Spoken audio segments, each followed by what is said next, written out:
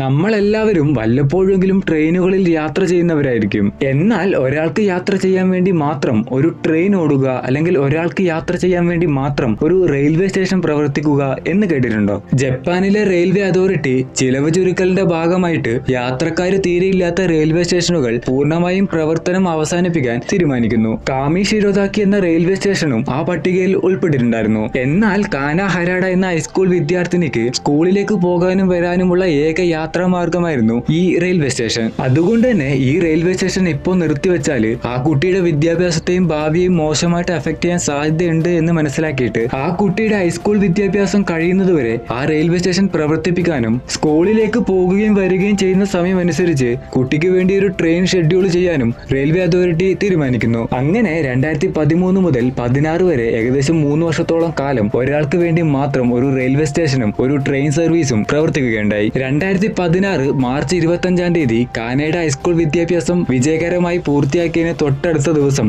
March 26 കാമി ഷിരോദാക്കി railway station എന്നേക്കുമായി പ്രവർത്തനം അവസാനിപ്പിക്കുകയും ചെയ്തു.